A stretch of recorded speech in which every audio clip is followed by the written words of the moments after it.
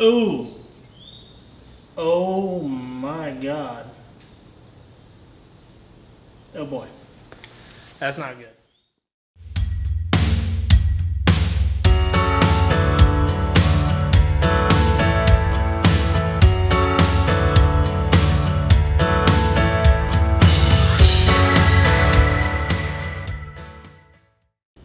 Alright guys, well welcome back to the garage.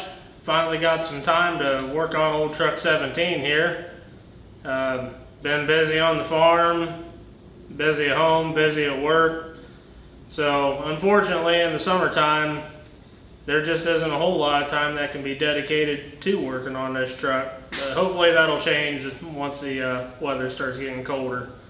I know I'm a little bit further behind than I'd like to be at this point, but at the same rate, I really don't have a schedule to keep on this truck. So I'll show you what I've been up to since the last episode. It hasn't been much, and then I'll let you know what we're going to try to get accomplished in this episode. Here is my pile of parts for the rear end of this truck. We have got all new bearings and races, all new brake cans, all new slack adjusters, S-cam bushings. I already have S-cams from the new old stock parts that I bought. All new brake drums, all new brake shoes, brake shoe hardware. And in this box, I've got all new axle nuts and lock washers and wedges and studs and nuts. So yeah, we've got plenty here to keep us busy for a while. Now, I did say that I have been up to a little bit off camera, a little bit of painting. If you'll remember in the last episode, I mentioned that I had to pick a color that I was going to want on the cab, at least the main color, and that's what I was going to paint the hubs. So, I did pick a color, I painted the hubs. I didn't record it because I figured you guys were probably getting sick of watching me paint. So hopefully the camera does it justice.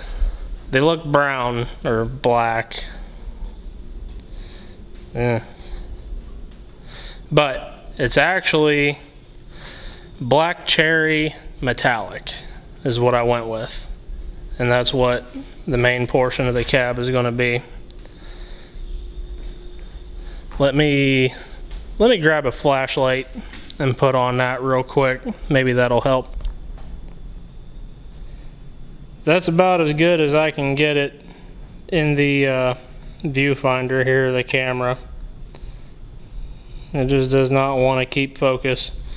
Looks really good out in the sun. And I also did a little test panel here on the passenger side door of the truck. Oh yeah, that looks pretty good for a single stage. And all I did was rough that up with some Scotch-Brite, no primer. And I think I did 2 or 3 coats with slow reducer. Came out nice and smooth.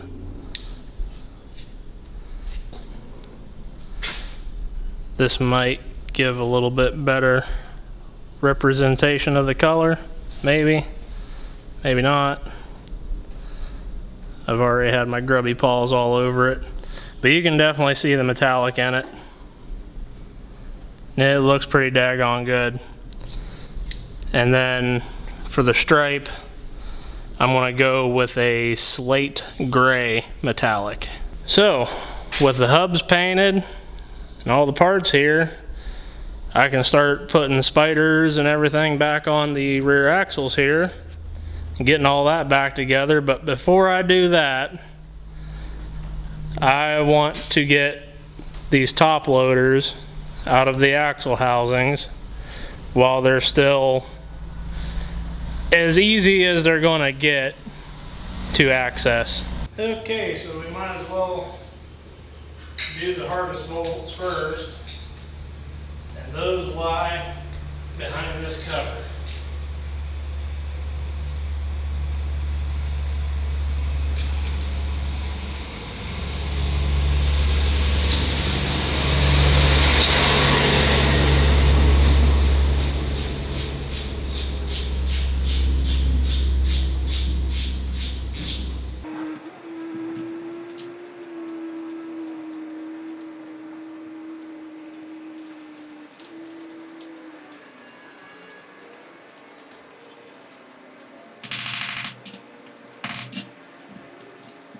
We've got chunks. Wonderful. Oh well. Nothing that can't be fixed.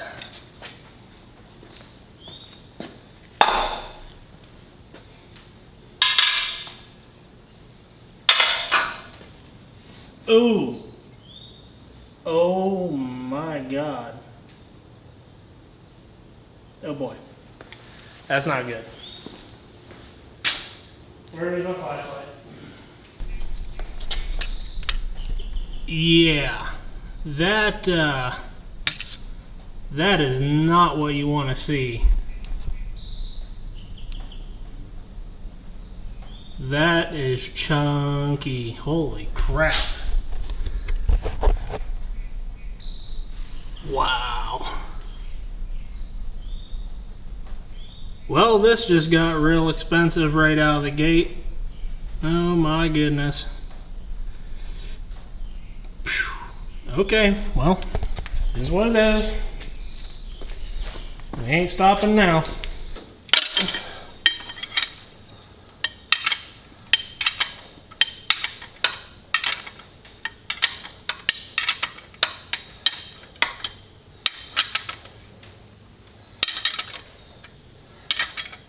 I was going to just do all the work to these differentials myself.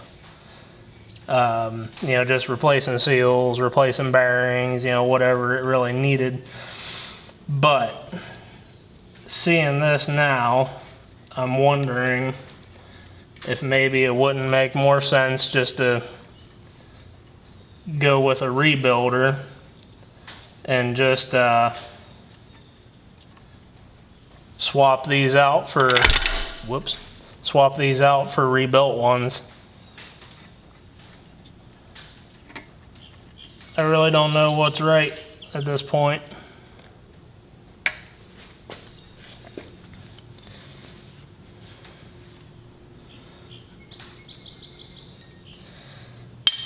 I'm not worried about components being original equipment to the truck.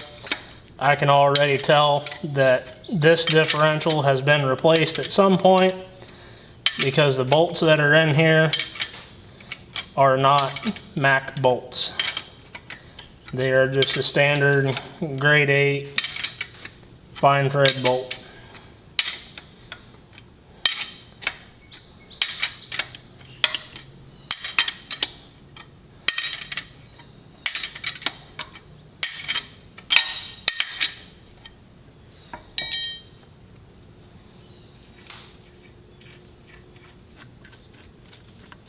Oh well, at least I didn't just slap some paint on it, call it good, and take it down the road, or that could have been really bad. Honestly, I'm surprised it even moved, because there really isn't a whole lot for those gears to grab onto. Now the rest of them we can get with the old fully automatic ratchet.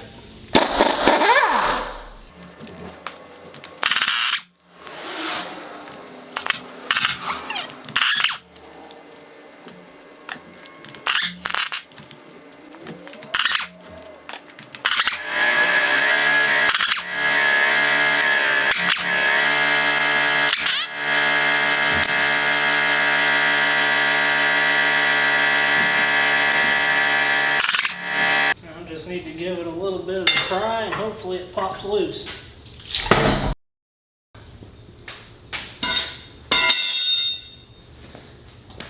Oh, please don't be tore up.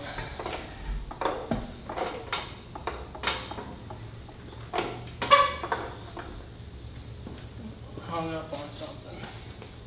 There we go.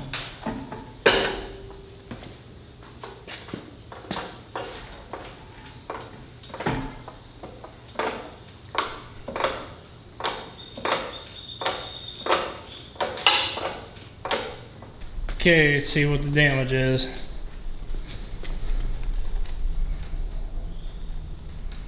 Alright, surprisingly, the bowl gear does not look all that bad.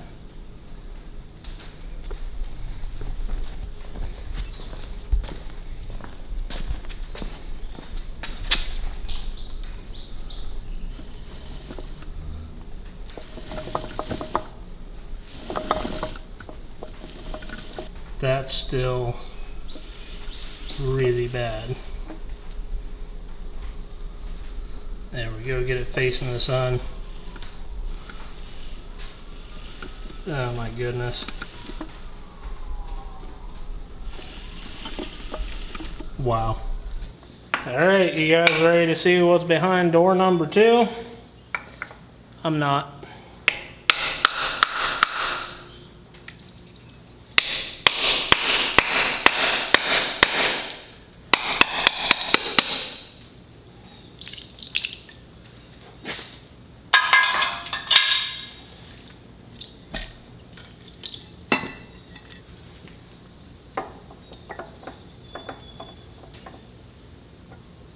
It's good. That's what they're supposed to look like. Not so much as a scratch in those gears.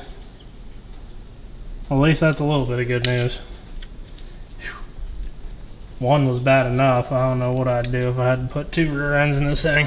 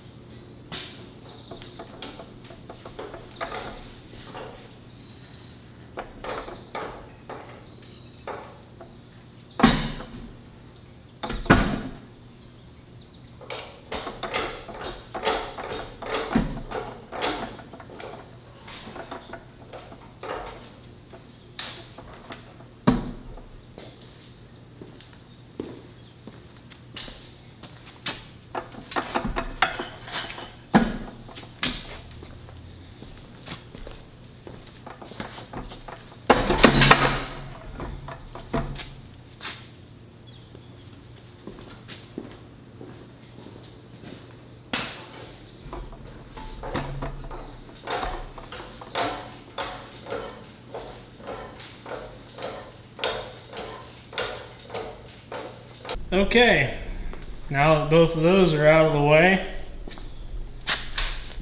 sitting right over there. Well, I guess they weren't necessarily in the way. I just wanted to get them out while nothing else was in the way. But seeing as how that front diff is going to need a lot of attention, I haven't decided if I'm going to do it myself yet or not. I'm going to go ahead and get everything else done on this, you know, bearings, brakes, wheels, the whole 9 yards, and then I'll start tearing into that diff. If I decide to do it myself, we'll see. I need to talk to some people and crunch some numbers, and yeah. Okay, well, it's another day, so how about we move away from the depressing stuff going on over there and move back to putting some parts on this thing.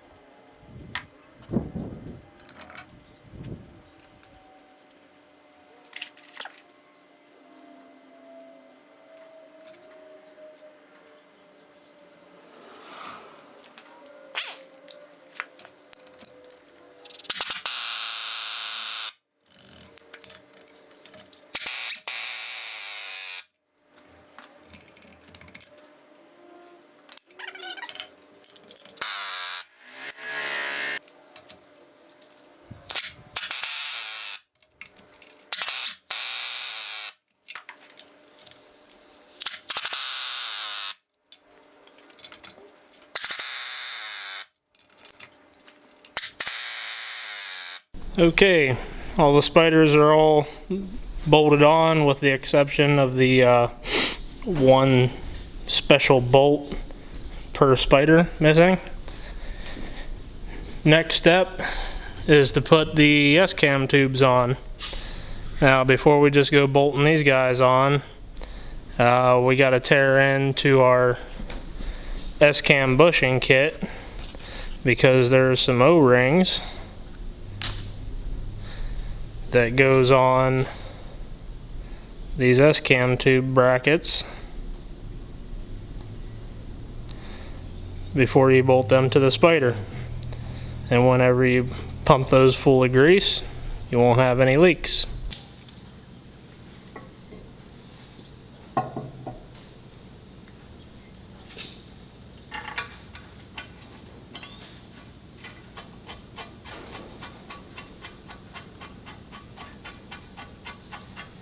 Now I already went through and ran a tap down through all these holes just to clean up any paint or anything like that that might have been in them.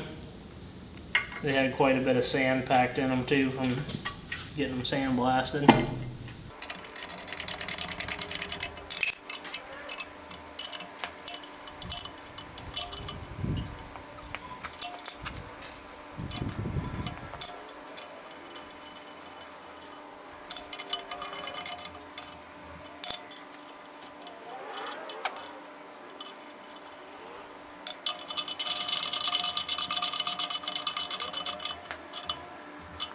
Then, when it comes time,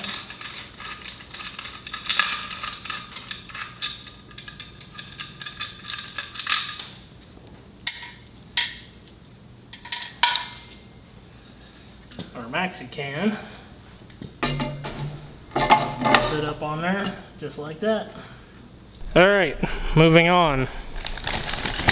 Bushing time.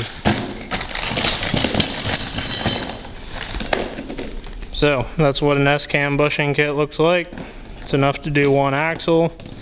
You have 4 bushings, 4 seals, various sizes and thicknesses of washers, these cover plates, and snap rings. So it's fairly straightforward.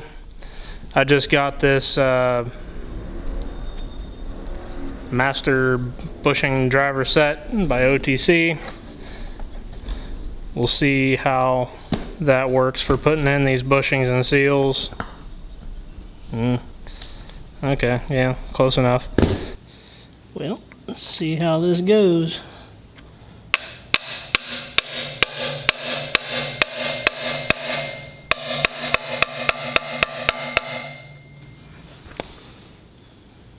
Okay. Yeah, I like that. Let's see how it does with the seal.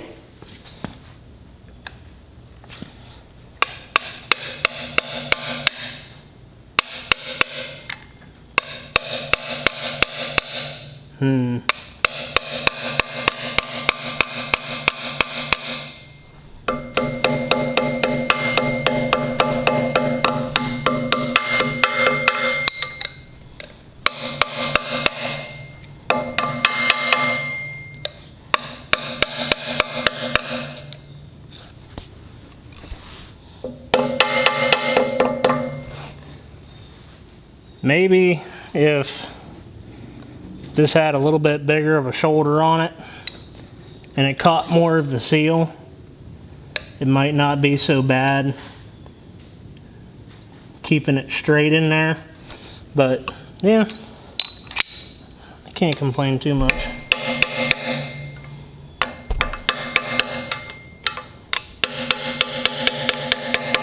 It's in there.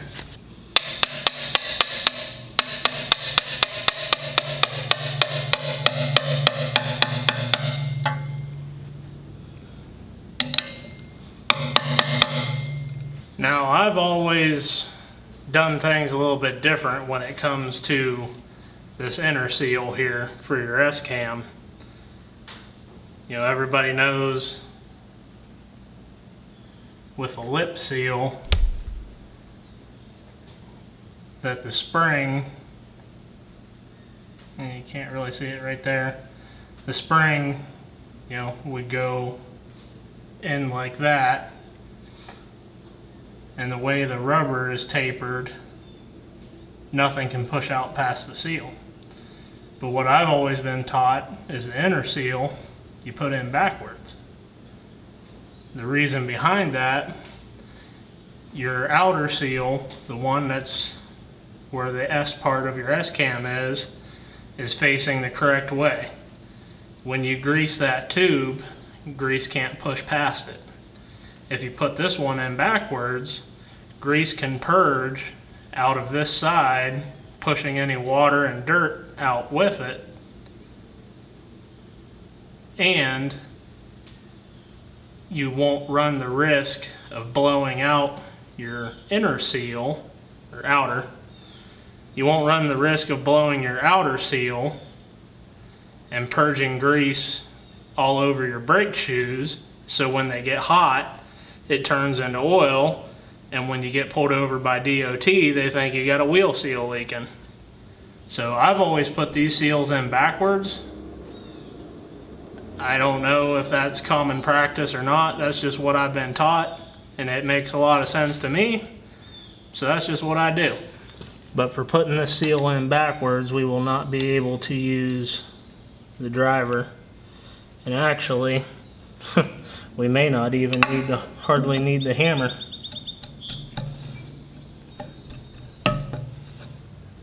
Because this is so wore out, probably from the bushings not getting replaced when they were supposed to. And the S-cam eating through the bushing and then eating this tube out. Yeah, that seal's hardly even in there. Okay, well, that's better than what it was. And once you have your slack adjuster on here with some washers stacked up and a snap ring, it won't push that seal out anyways. But regardless, the whole point of putting this seal in so it's the weak point is so grease will purge out of this side, where it can just, you know, fall onto your axle housing and not hurt anything, versus grease purging on your brake shoe side and getting all over your brake shoes and potentially getting you put out of service for a wheel seal leaking. Now we're going to go ahead and put a little bit of slickum on the bushings and on the seals just for ease of application. Go ahead and put a little bit on the S-cam.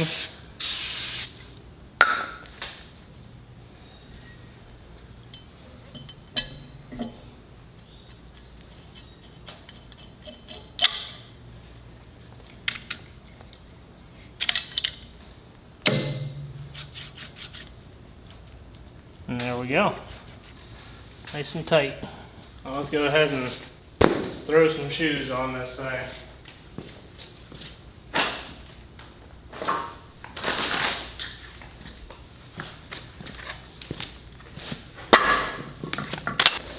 Alright.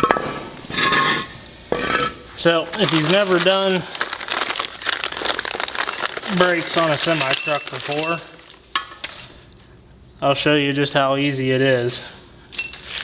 So whenever you get new brake shoes, you get 2 shoes and a hardware kit, which consists of your 2, where's the other one? There it is. You got 2 anchor pins, 2 anchor pin bushings, 2 rollers, 2 roller retainers, 2, I don't know what the hell you want to call those springs, and 1 big spring, and then you got your pins for your bigger spring. Now, first thing I usually do is these pins go in this hole right here and this hole right here on your shoes. Your pin, at least as far as I've seen, always goes in your roller side, which will be your smaller half moon cutout here. Your bigger one, you can't see it, your bigger one would be for your anchor. And these are actually pretty easy to put in. You just get it started down in there.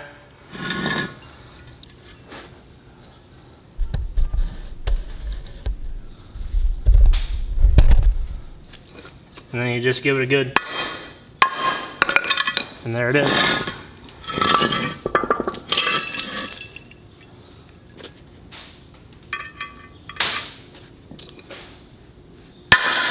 Oop. Just like so. Now these anchor pin bushings, where are we at here?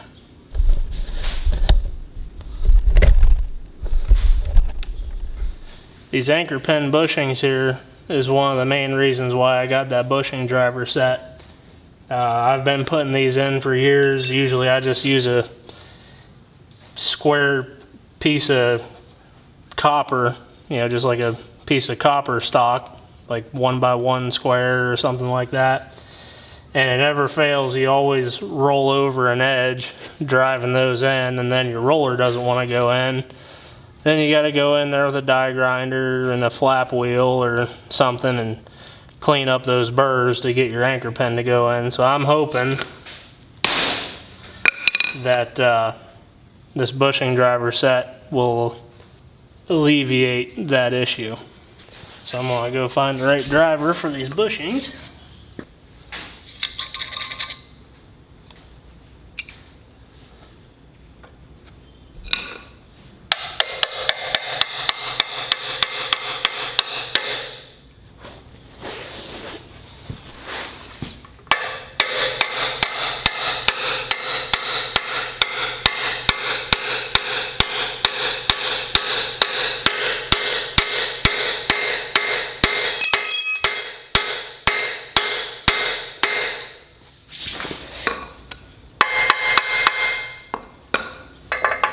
Uh-oh.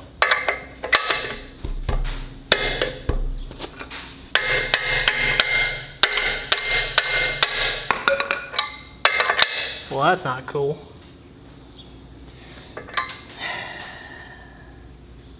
I mean, it worked good putting it in. Okay. I guess I'll just have to be aware of that. Maybe find a slightly smaller driver.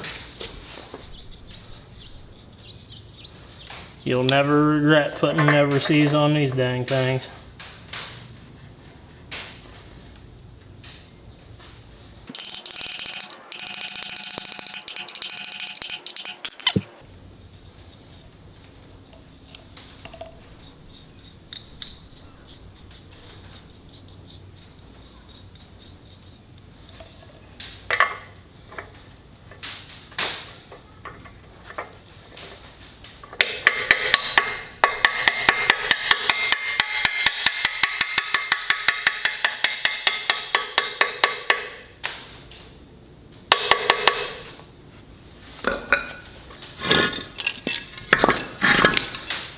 Now, doing your rollers fairly easy. Put your retainer on there, stick it in there, roll it down, and it locks in to these smaller holes right here. Do that for both of them.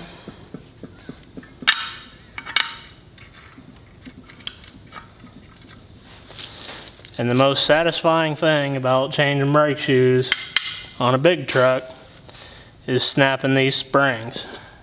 I think they dip these things in paint, and it's so thick on there, you can take the spring and just,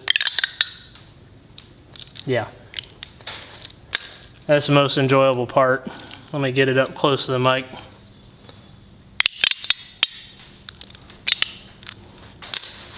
Everybody has their own method of putting brake shoes on. As far as I've seen, they all work well. These are kind of screwy because, you know, usually like on a trailer or most trucks, your S-cam and your anchor pins will be horizontal versus these being almost vertical, so they make them kind of cantankerous to work with. But I usually just use the old vice grip and pry bar method for getting the smaller springs on.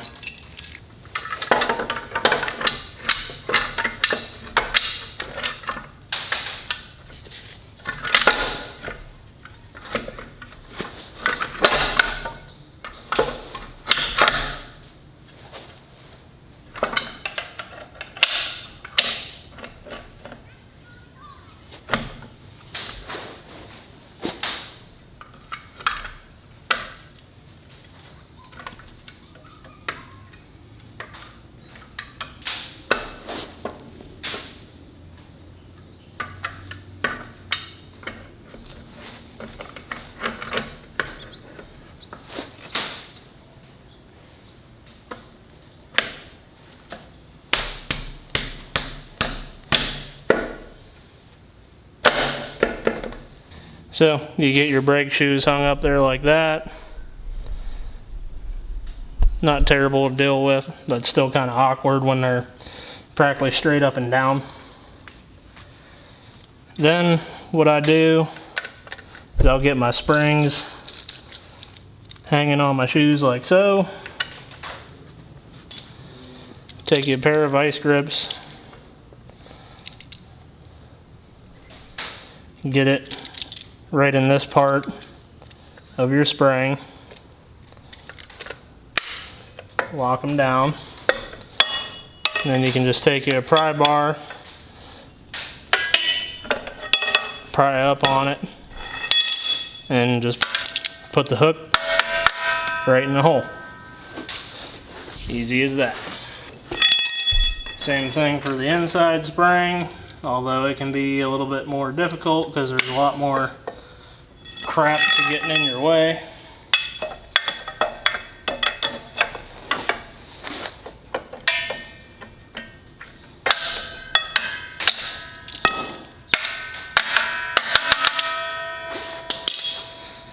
And a little bit of good news, I was worried that putting these brake shoes on was going to get in the way of getting that last bolt in there, but I can see now I've got plenty of room, so that's good.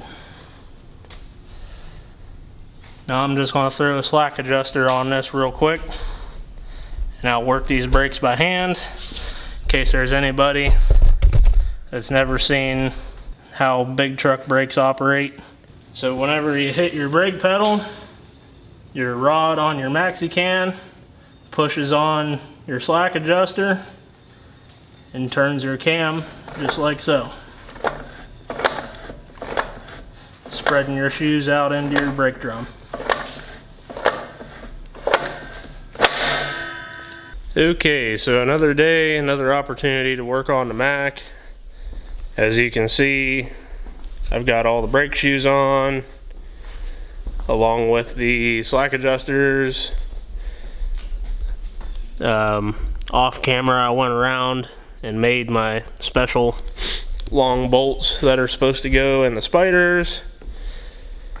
And I got this front housing cleaned out, ran a tap down through all the holes. I still got to do the back one yet. But just getting all that, got all that cleaned out in preparation for putting the new carrier in, or rebuilt. Haven't decided what I'm going to do with that yet. Over here on the table, I've got all of my wheel wedges primed.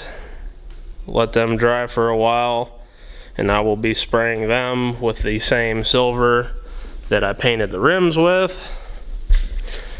But right now, what I want to get started on is start knocking some races into these hubs, get the drums bolted to them, get bearings in them, get the seals in, and by the time I call it quits for today, I'd like to have at least one hub on and throw some tires on it, because I'm ready to see what those silver rims look like against those black cherry hubs.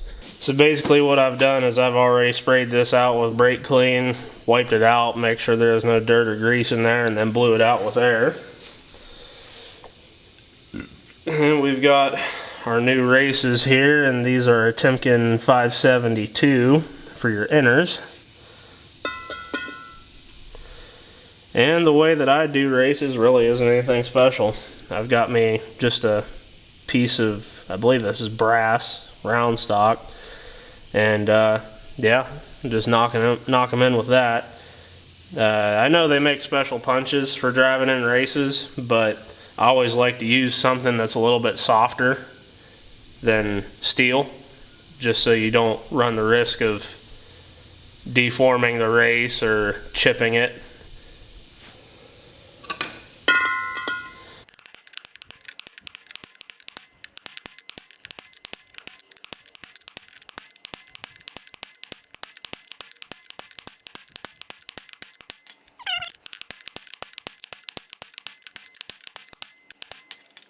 A little bit more to go yet, but what I always like to do before I drive them all the way home is get my blowgun and get it up between the bottom of the race and the lip that's in the hub, and just give that a little blast of air to make sure, you know, no chips from like your brass rod or whatever, or any dust or anything got knocked down in there. So once you drive it all the way home, it's nice and clean and nothing's going to be holding it up.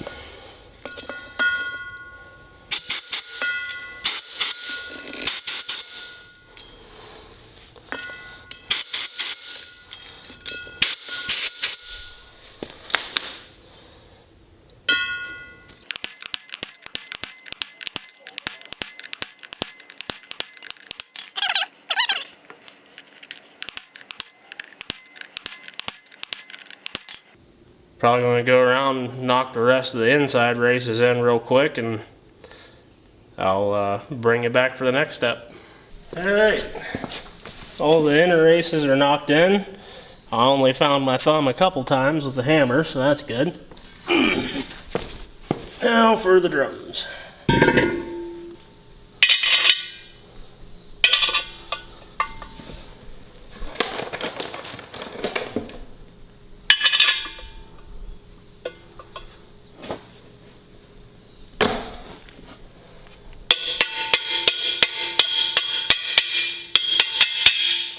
The torque spec on these bolts is yes.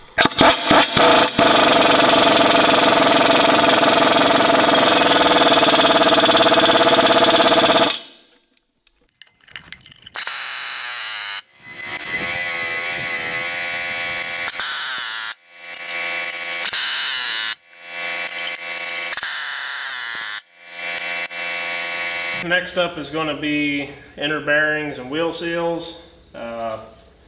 I'm going to start off by putting my grit guard on, which I'm using Stemco wheel seals.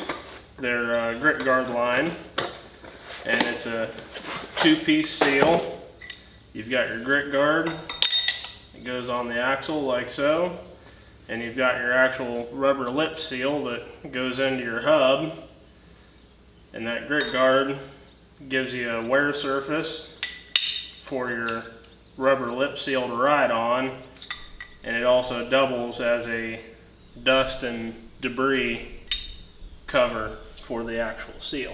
So what I usually do, pretty simple, make sure everything's good and clean.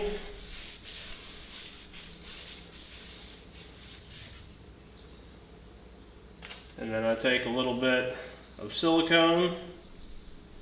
Usually I use red RTV, but I don't have that. So we're using gear oil gasket maker. This is the stuff that I used. I didn't film it, but when I rebuilt the transfer case in my Dodge, I used this for sealing up the two halves of the actual case. But I'm just going to put a little bit on the inside of this grit guard, so if there's any imperfections in this shoulder right here, it'll seal that up, and it'll help keep water and road salt and everything else from getting in there and rusting it out, because I have seen these get to the point where they started leaking because they just simply rusted away. Just a little bit of silicone on that. Slide it up right there.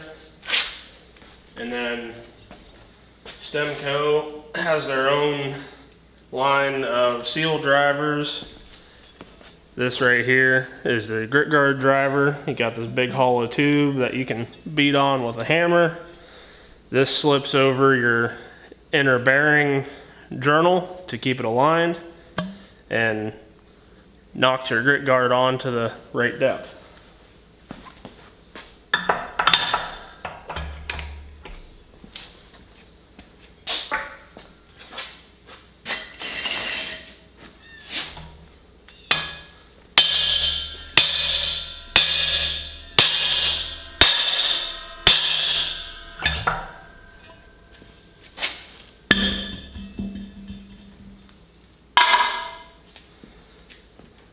just go back through and wipe off any excess silicone that might have smudged out. Check and make sure that it's down all the way. It's not going to stick out and hit the bearing any. And that's it for that one. Okay, moving on to our bearing. Again, make sure everything's nice and clean.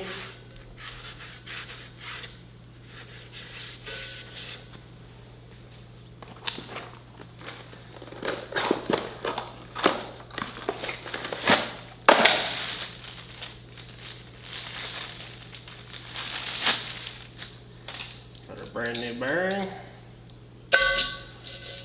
Drop that down in the hole. Now, because I have the carriers out of the housings, there's really no point in me putting the actual axle shafts into the housing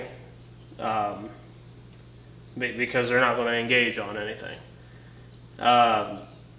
Once I have a rolling frame put together, it is going to get moved around very little, but these wheels will be turning nonetheless, and unless you have the end of this hub capped off, it's not going to hold any oil. So what I'm going to do is I got the needle tip on my grease gun, and I'm just going to squirt some grease down into this bearing, not a whole lot, just enough to give it a little bit of lubrication.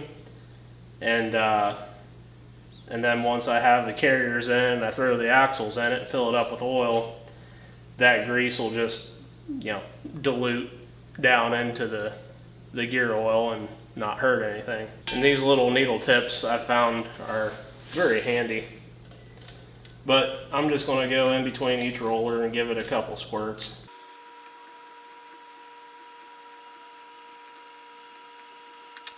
And that should provide more than enough lubrication for the little bit that I'm going to be moving this thing around. And it should keep everything from getting rusted up. And like I said, that little bit of grease in there isn't going to hurt a thing. So now, take our actual seal.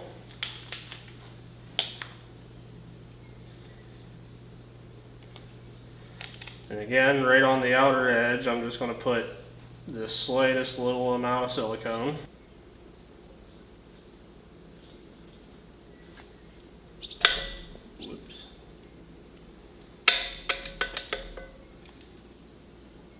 Try to get it set in there as square as possible. And then we have our Stemco seal driver here. Just going to stick that on there and drive it in until it bottoms out.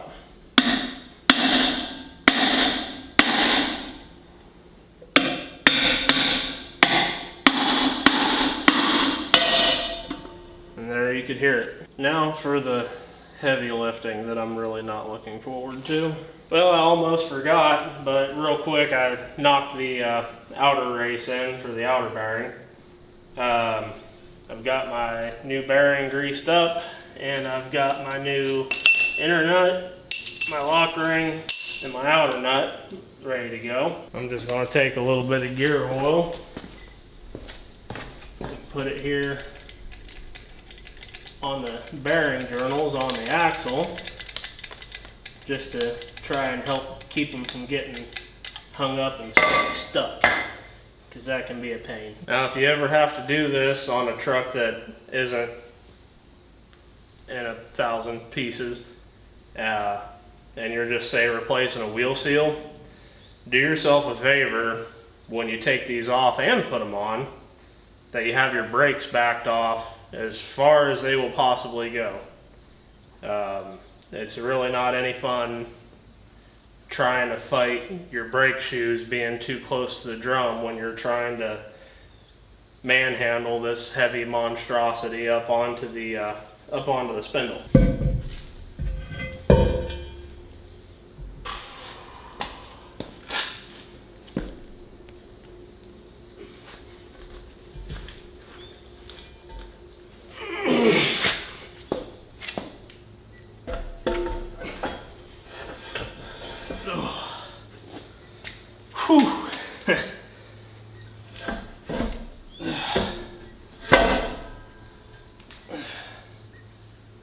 I think we're on there.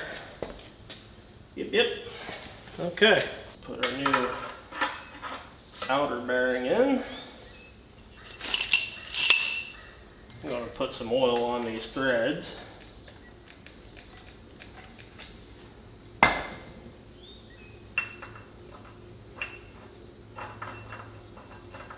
And your inside nut is the one with the dowel on it. Now, I used to have a Stemco chart that would give you the step-by-step process on how to torque your axle nuts, but I'll be dang if I can find it. I think I may have gave it to somebody, but I've pretty well got it memorized. It's not a whole lot to remember, but your initial torque, you want to torque your nut to 200 foot-pounds to seat your bearings, and you want to spin your hub, torque it. Spin your hub, torque it. Spin your hub again, and torque it. Then you back it off one full turn. And I'll do that real quick, and then we'll go from there.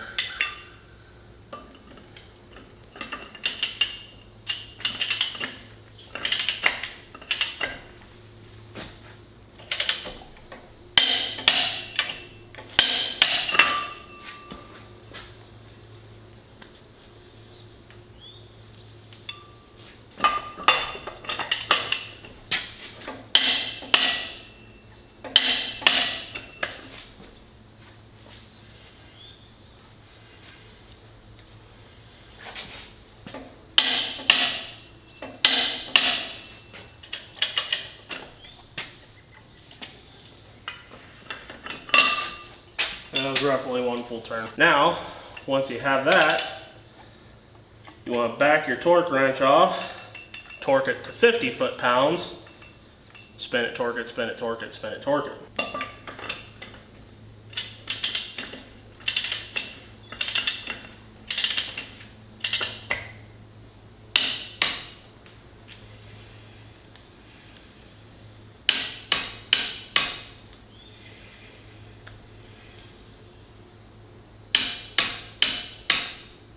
And then there's a little breakdown for your back off, and it went by the threads per inch that was on your spindle, and that would determine how much of a turn you would back it off. In most cases, it's a quarter turn. Some it was like a sixth or an eighth, but whenever you back it off, you just want to be able,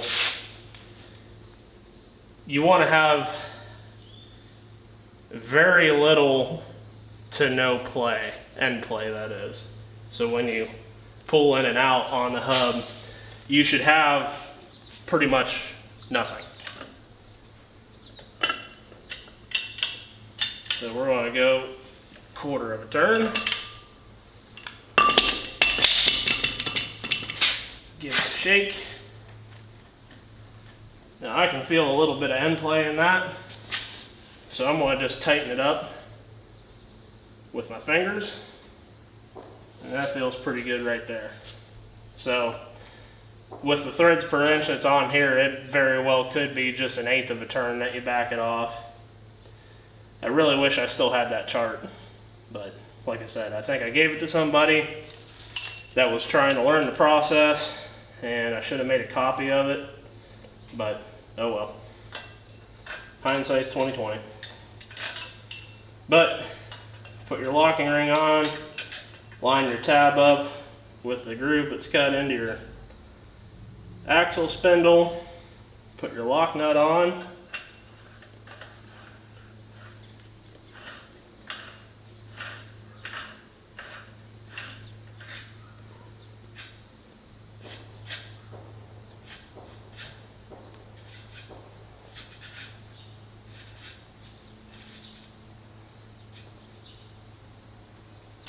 and I'm sure there's a torque spec for your outer nut or your lock nut, but I don't know it. And to go along with that, in most cases and most hubs that you're going to run across, they're going to have some sort of device to lock your jam nut from backing off. Whether it be a tab that you fold over the flats on the nut, or set screws or something like that. Most modern trucks are going to have something to keep that from backing off. I cannot find anything through the Mack dealer, through aftermarket, parts manufacturers, of any kind of mechanism to lock that outer nut. So I'm just going to tighten the crap out of it. And I've got my handy dandy extendo handle ratchet.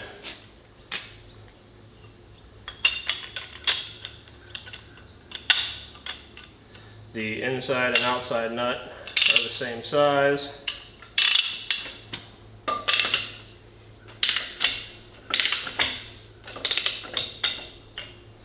And we're just going to give her a good old torquing.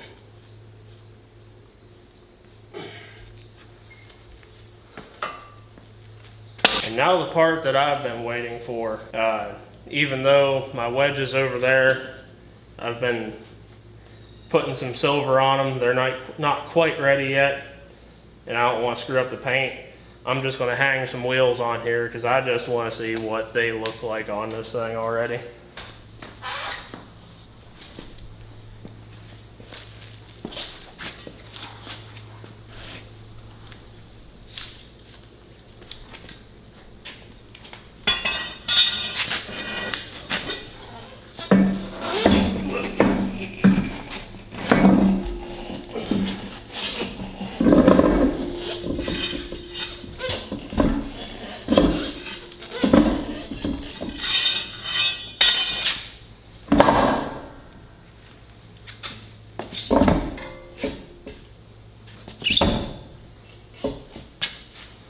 Okay, got that one. Now we need a ring.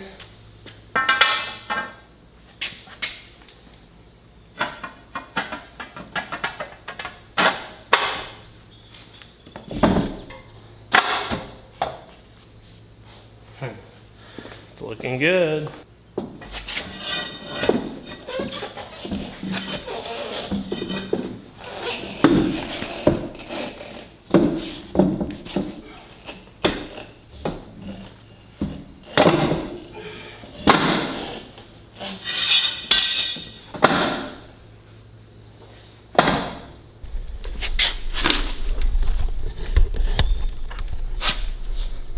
Oh yeah.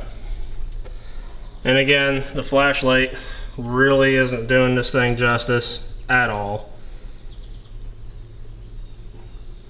And the color and the metallic really isn't coming through on the camera like I'd like it to.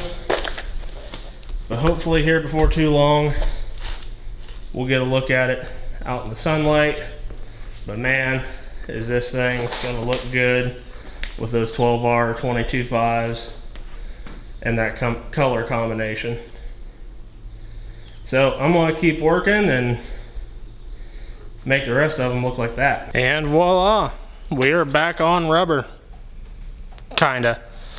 I still gotta tighten these two sets of wheels down. I already did those other ones, but I figured before I go ahead and do that, I might demonstrate how you do these spoke wheels, because it's not quite as simple as just getting an impact out and going to town, zip, zip, zip, and tighten them up. These spoke wheels, what you got to do is tighten each one down a little bit at a time, as equally as you can, and you set something on the floor, usually a sledgehammer or something like that, and spin your wheel and make sure it's not running out super terrible, and kind of just keep tightening your nuts down until they're all the way tight, without getting it uneven and making your tires weeble wobble down the road.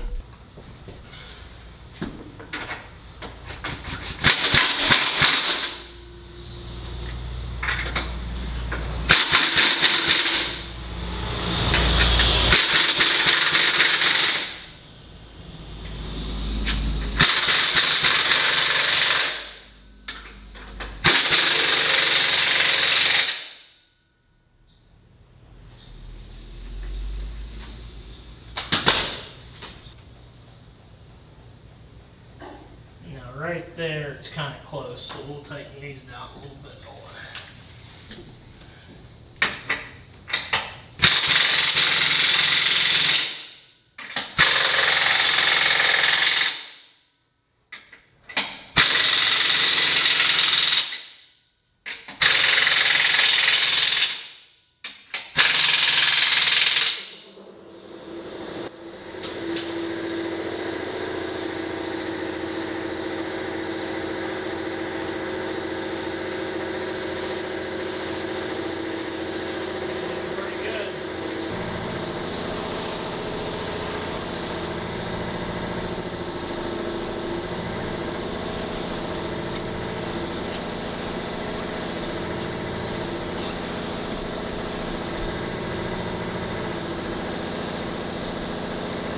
Looks pretty good to me.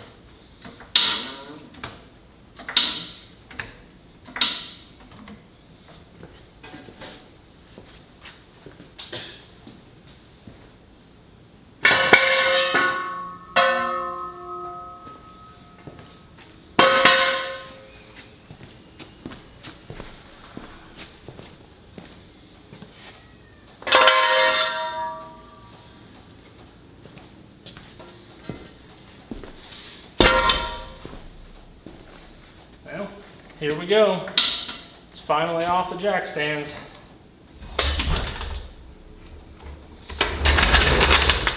Heck yeah. It may not seem like a big accomplishment to you guys, but I've been working at this for a long time. Well, and like I said, next step's going to be, first of all, get somebody over here for some help, but get those frame rails mounted up on the trunnion stand there, get my cross members up in it, and then it's off with the steering axle. There's going to be maybe 1 or 2 episodes in between that because I made a little purchase in preparation for mounting up those frame rails. And it's that guy right there. It's a 1980 something Alice Chalmers propane tow motor, forklift, whatever you want to call it.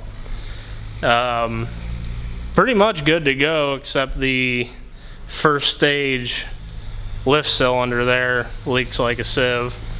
So by the time I get those mounted up, I'll probably have a couple $100 of hydraulic oil on the floor. So we're going to get that fixed first. Well guys, if you made it this far, I appreciate you guys watching the videos and following along, and hopefully now that we're kind of working our way into fall and winter already, we'll be spending some more time hopefully with old truck 17 here and try to get some good progress made this winter. This rear end right here, if I had to guess, other than with the exception of painting the cab and the hood, is probably the most expensive part of the project, just because there's so many wear parts involved with it. So obviously I still got the differentials to rebuild, but I got to get a parts list together, and still concerned on how much that's going to cost, but you know, just have to save my pennies. But yeah, I think that about does it for this episode, and I thank you guys for watching, and have a good one.